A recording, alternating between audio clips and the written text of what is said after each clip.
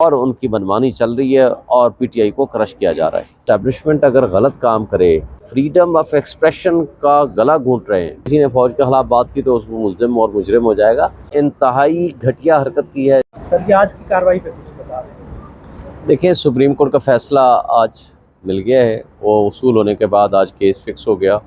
یہ بات تو طے ہوگی کہ تمام جو اس سے متعلق توشہ خانہ سے جو نگرانی تھیں وہ ساری کنسالیڈیٹ کر کے، ٹرانسفر اپلیکیشن بھی کنسالیڈیٹ کر کے اکٹھے سنا جائے گا، اور اس کے اوپر نیکسٹ ویک کا انہوں نے حکم دیا ہے، لیکن انہوں نے کہا میں آرڈر ابھی پاس کرتا ہوں، نیکسٹ ویک میں سے کون سی ڈیٹ ہوتی ہے وہ آرڈر پاس کر دیں گے۔ اور دوسرا اسٹے کی بھی ہم نے ریکویسٹ کر دی ہے، چونکہ یہاں نیچے ہمایوں دلاور کے پاس ڈے ٹو ڈے پروسیڈنگز ہو رہی ہیں۔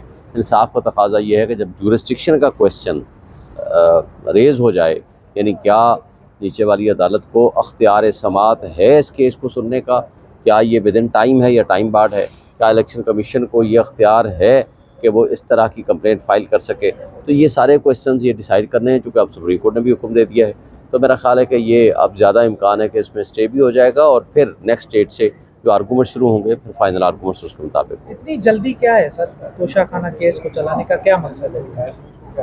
دیکھیں، پہلی بات تو یہ ہے کہ ظاہر ہے جس طرح عطا تارڑ صاحب آج نظر آتے ہیں، جس طرح ان کو یہ جلدی چلانے کا ان کو ایک خواہش ہے، اور جس انداز سے وہ اس کو پروسیڈ کر رہے ہیں، تو مجھے تو لگتا ہے کہ یہ ظاہر موٹیویٹڈ ہے، اور الیکشن جو کمیشن ہے اس کو بھی ذرا زیادہ جلدی ہے، اور ان سب سے زیادہ جلدی جج ہمایوں دلاور صاحب کو ہے، تاکہ اس کا جلدی ٹرائل فیصلہ کورٹ کا روکنے کی جو آپ کی استدعا تھی اس کے اوپر فیصلہ محفوظ ہوا ہے؟ جی، فیصلہ آج محفوظ کیا ہوا ہے۔ لگ رہا تھا کہ جج صاحب کی میرا خیال ہے کہ دیکھیں وہ مطمئن ہے اس بات پہ کہ سب سے پہلے اس کیس کا فیصلہ کیا جائے کہ کیا اختیار سماعت ہے یا نہیں ہے۔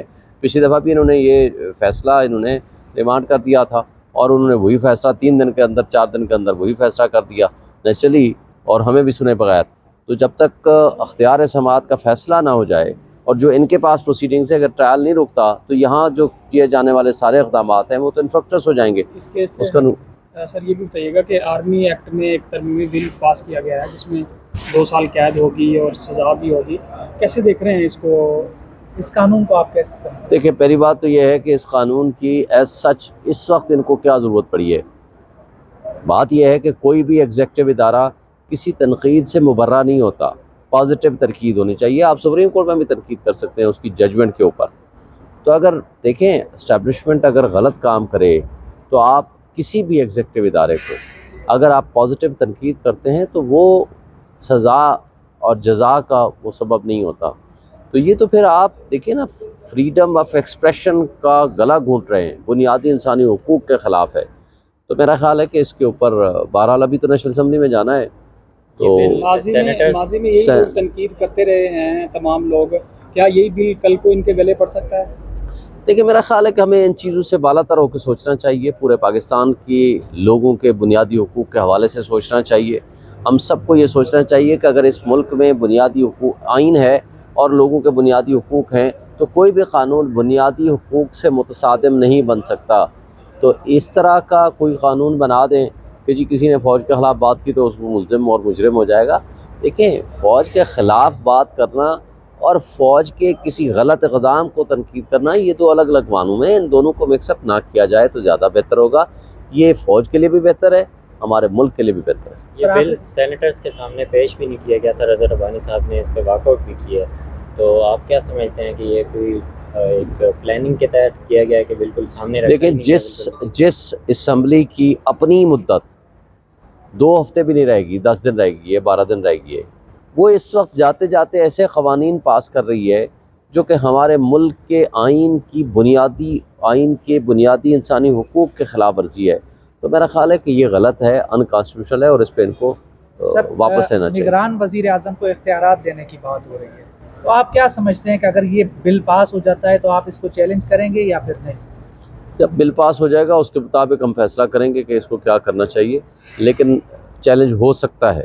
دوسری بات یہ ہے کہ جہاں تک الیکشن ایکٹ میں ترمیم کا مقصد ہے، اس کا مقصد صرف یہ ہے کہ ان کی گورنمنٹ کے بھی موجودہ کیبنٹ پی ٹی ایم کی جماعتوں کے پلان اے اور پلان بی میں ہے۔ پلان اے یہ ہے کہ اگر الیکشن ہوا تو ٹھیک ہے، اگر فرض کرو نہ ہوا یا ان کو اپنی شکست ہوتی ہوئی نظر آئی تو ہم الیکشن کو ملتوی کرائیں گے، اور جب ملتوی ہوں گے تو ان کا اپنا بندہ بیٹھا ہونا چاہیے، جس طرح کے پی میں اور جس طرح آپ کے سامنے پنجاب میں انہوں نے الیکشن ملتوی کرائے اور ان کی منمانی چل رہی ہے اور پی ٹی آئی کو کرش کیا جا رہا ہے۔ کل رانا ثناءاللہ نے ندیم ملک صاحب کے پروگرام میں یہ بات کی ہے کہ اگر ہم نگران پہ لگائیں گے کوئی ٹیکنوکریٹ بھی ہوگا تو ہم دیکھ کے لگائیں گے کہ ہمارا اپنا بھی اس میں معاملات چلیں، تو آپ اس پہ کیا سمجھتے ہیں؟ دیکھیں یہ غلط بات ہے، کیئر ٹیکر ہمیشہ امپارشل ہوتا ہے، جس نے فری اینڈ فیئر الیکشن کرانا ہوتا ہے۔ اگر یہ مقصد ان کا نہیں ہے، اپنے بندے اس میں ٹھوسنے ہیں اور اس میں ان کے ذریعے اگر آپ نے کیئر ٹیکر سیٹ اپ بنانا ہے تو پھر الیکشن کی شفافیت پہ کون بلیو کرے گا؟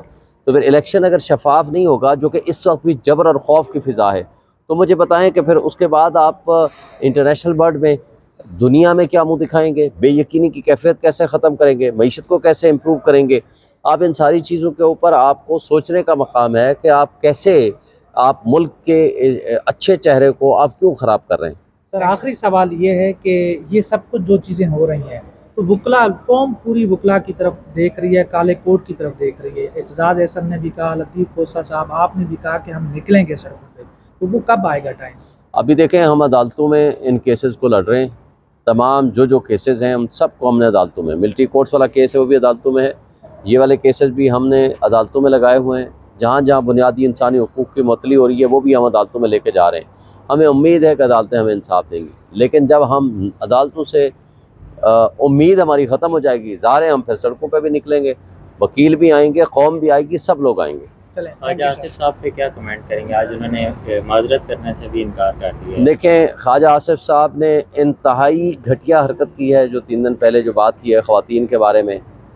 پہلی بات، اگر کسی بھی سویلائزڈ سوسائٹی میں یہ کچھ ہوا ہوتا تو اس وقت شہباز شریف کی حکومت ریزائن کر چکی ہوتی، اور اس سے ریزائن نہیں، ان کا پرائم منسٹر اور پوری کیبنٹ ریزائن کرتی۔ اور دوسرا، یہ پہلی دفعہ انہوں نے نہیں کیا، شری مزاری کے بارے میں کہا، انہوں نے اوورسیز کے بارے میں کہا، انہوں نے وائس چانسلرز اور ٹیچرز کے بارے میں کہا، اور اب یہ خواتین کے بارے میں جو کچھ بکواس کی ہے، میں سمجھتا ہوں کہ یہ بڑے قابل افسوس ہے۔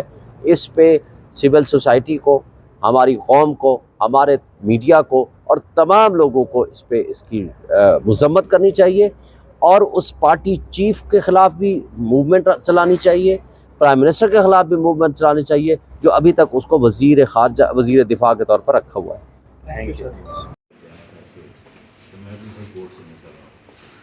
السلام علیکم۔ بات، اگر کسی بھی سویلائزڈ سوسائٹی میں یہ کچھ ہوا ہوتا تو اس وقت شہباز شریف کی حکومت ریزائن کر چکی ہوتی، اور اس سے ریزائن نہیں، ان کا پرائم منسٹر اور پوری کیبنٹ ریزائن کرتی۔ اور دوسرا، یہ پہلی دفعہ انہوں نے نہیں کیا، شری مزاری کے بارے میں کہا، انہوں نے اوورسیز کے بارے میں کہا، انہوں نے وائس چانسلرز اور ٹیچرز کے بارے میں کہا، اور اب یہ خواتین کے بارے میں جو کچھ بکواس کی ہے، میں سمجھتا ہوں کہ یہ بڑے قابل افسوس ہے۔ اس پہ سول سوسائٹی کو، ہماری قوم کو، ہمارے میڈیا کو اور تمام لوگوں کو اس کی مذمت کرنی چاہیے، اور اس پارٹی چیف کے خلاف بھی موومنٹ چلانی چاہیے، پرائم منسٹر کے خلاف بھی موومنٹ چلانی چاہیے، جو ابھی تک اس کو وزیر خارجہ، وزیر دفاع کے طور پر رکھا ہوا ہے۔ Thank you.